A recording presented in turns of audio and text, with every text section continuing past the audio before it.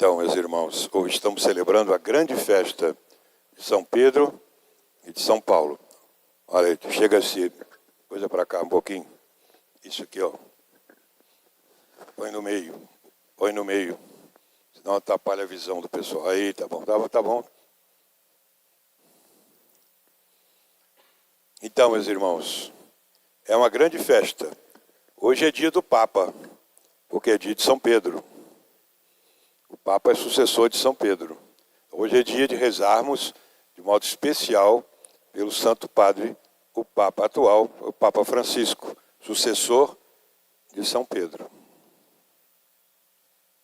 É uma festa bonita porque é a festa da Igreja, que nos faz recordar a fundação da Igreja.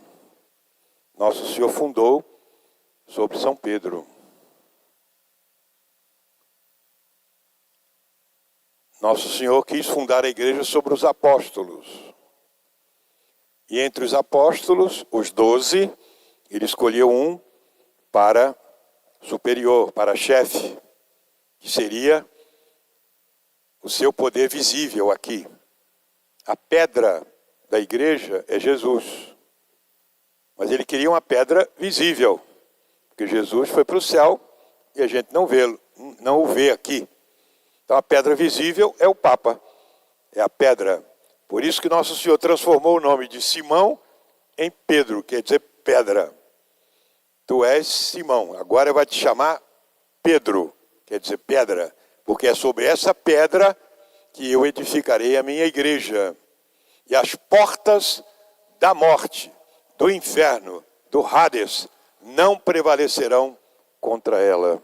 Ou seja, a igreja nunca vai acabar. As portas da morte nunca vão vencer a igreja. Ela nunca vai acabar. Ela vai durar para sempre, até o fim do mundo, até quando Jesus voltar.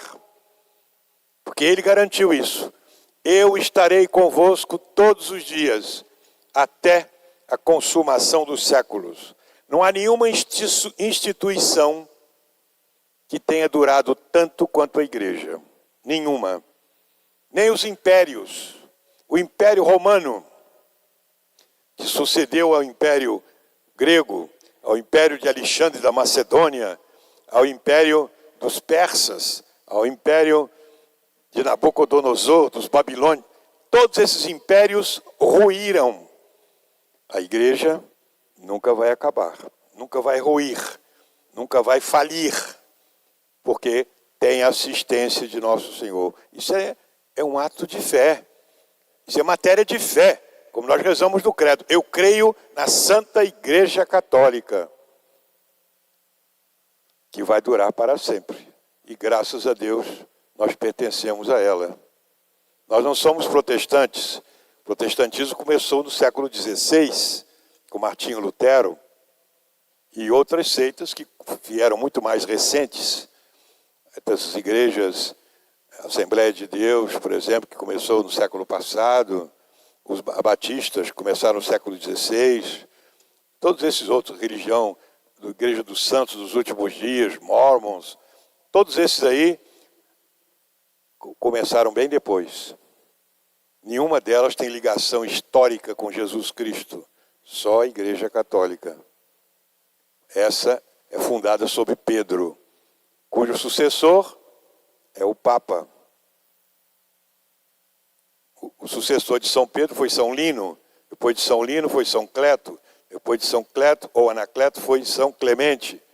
E assim foi, até chegar aos nossos últimos papas que nós já conhecemos. E o Papa Francisco hoje, que foi sucessor de Bento XVI, que foi sucessor de João Paulo II, que foi sucessor de João Paulo I, que foi sucessor de Paulo VI, que foi sucessor de João XXIII, que foi sucessor de Pio XII, que foi sucessor de Bento XV, que foi sucessor de Pio XI, que foi sucessor de Pio X, que foi sucessor de Leão XIII, e assim vai até chegar a São Pedro.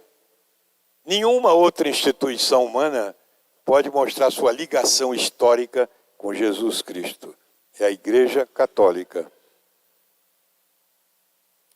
Por isso hoje é dia de rezarmos pelo Papa. Vocês viram aqui a leitura, a primeira leitura dos Atos dos Apóstolos, que diz lá que São Pedro foi preso por Herodes. A igreja sempre sofreu perseguições. E ali, Herodes quis destruir a igreja. Aí prendeu São Pedro. O que diz lá? Uma frase muito importante. Enquanto Pedro estava no cárcere, a igreja rezava sem cessar por ele. Quer dizer, enquanto Pedro estava sofrendo, a igreja estava rezando por ele. Por isso nós devemos rezar pelo Papa. Como dizia a Jacinta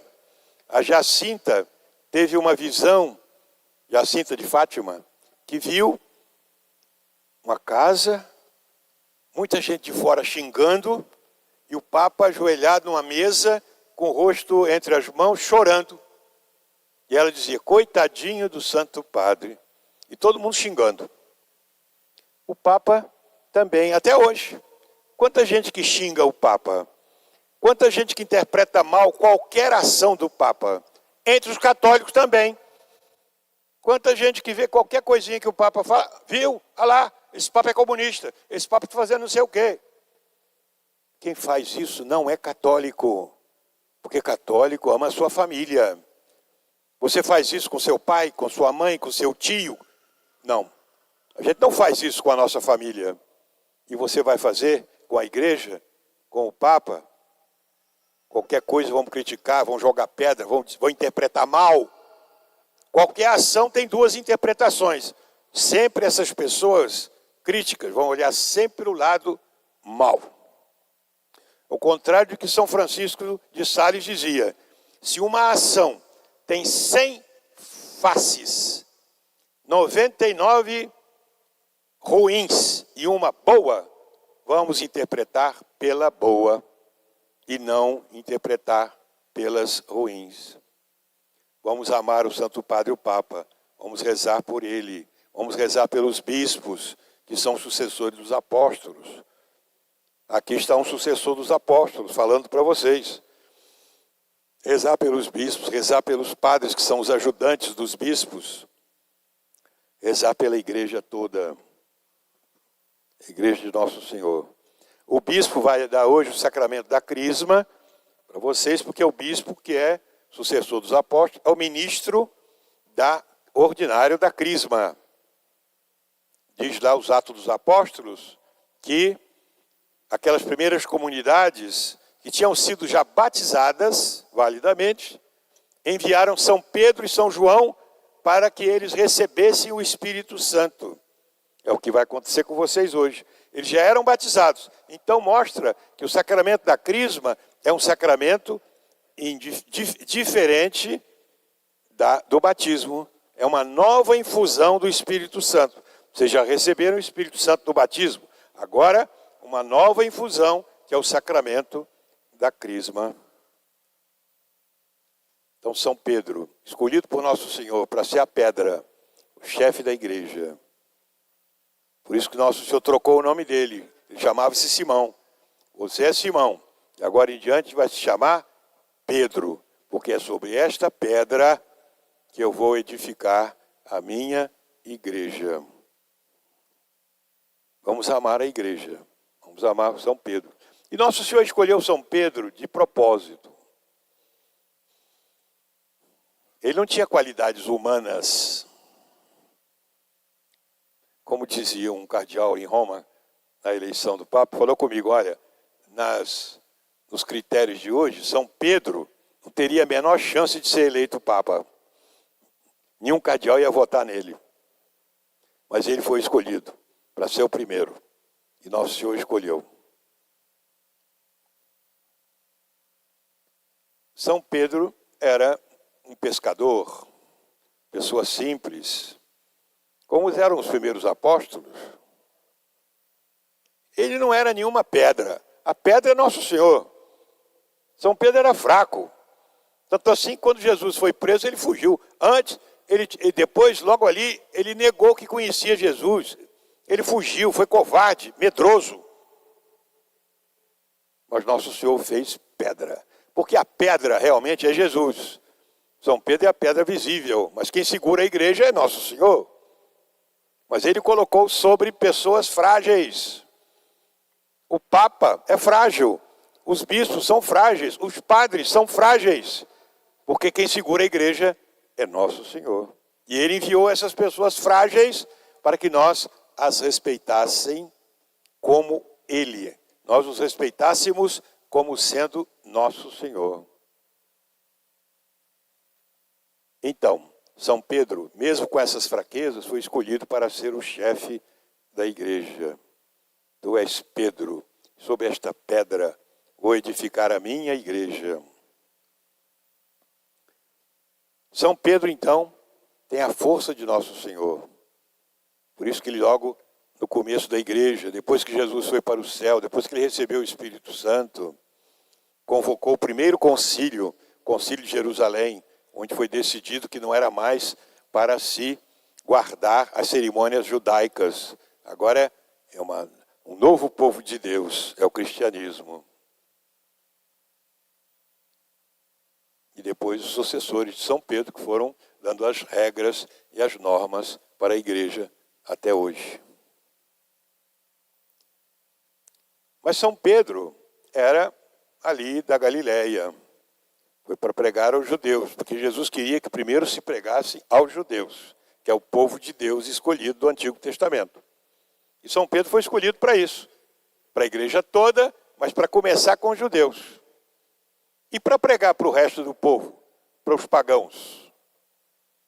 Aí Nosso Senhor foi buscar o pior inimigo dele. Um fulano que era fariseu, fanático, inimigo da igreja, que queria destruir a igreja, e que pegou as cartas lá do sumo sacerdote para prender os cristãos lá na Síria. Ele foi para lá para isso, para prender os cristãos, porque ele era inimigo, ele odiava, ele era perseguidor. Chamava-se Saulo. Pois bem, no caminho, ele viu uma luz misteriosa e Jesus apareceu para ele.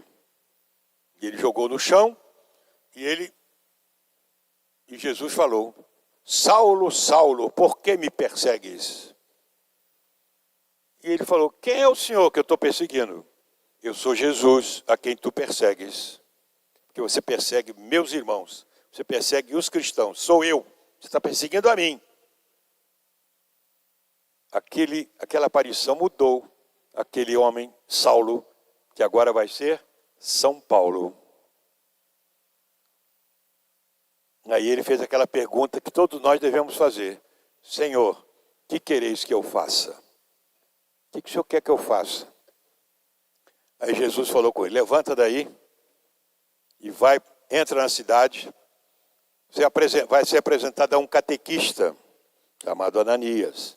Lá ele vai te dar instrução e vai te batizar e vai te ensinar o que tem que fazer. E ele foi para lá. Assim como vocês, crismandos, receberam os catequistas, ensinaram para vocês o caminho do céu, como vocês aprenderam com seus pais, como aprenderam com os primeiros catequistas, a primeira comunhão, e agora aprenderam na crisma. O Ananias ensinou para Saulo. E ele foi batizado. Depois Jesus apareceu para ele e ensinou toda a doutrina. Ele foi se encontrar com os apóstolos e saiu pregando para o mundo pagão, para os gregos, para todos os povos pagãos. E ele converteu o mundo pagão para Nosso Senhor. Fundou as várias igrejas, foi até a Espanha, fundou ali em Chipre, na Turquia, aqueles vários lugares. O grande propagador do cristianismo foi São Paulo, cujas cartas nós lemos nas igrejas. Epístola de São Paulo aos Coríntios, aos Tessalonicenses, aos Romanos. É São Paulo, o grande pregador, o grande convertedor dos pagãos. Então, as duas colunas da igreja que celebramos hoje, São Pedro e São Paulo.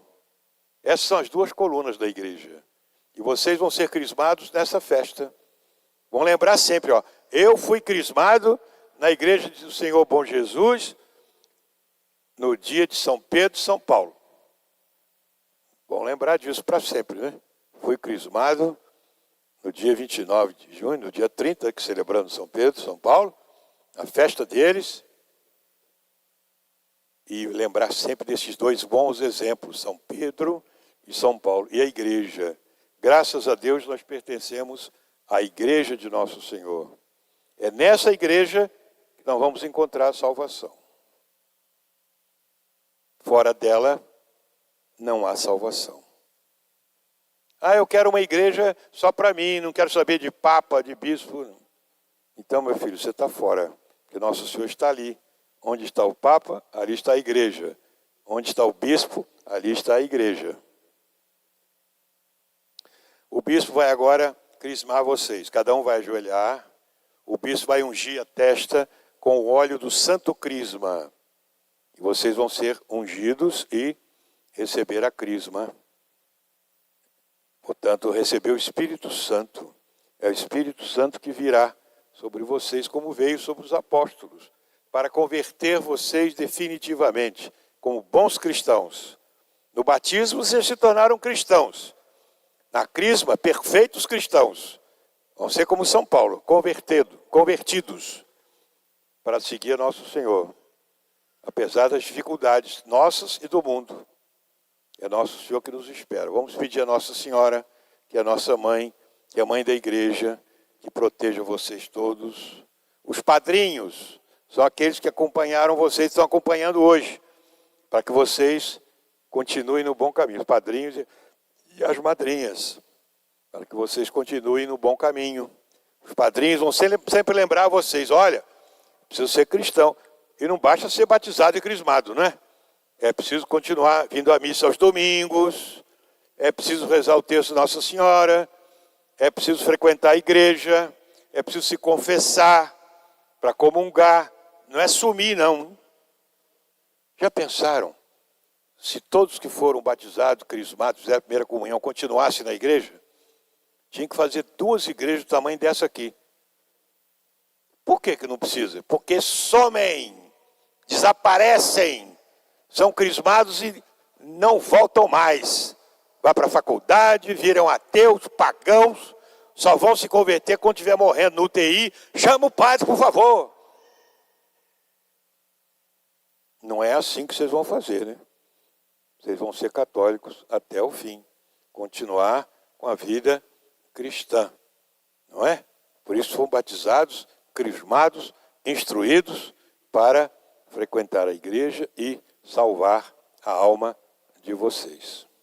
Os padrinhos vão lembrar sempre isso a vocês. E vocês vão lembrar os padrinhos. Bom?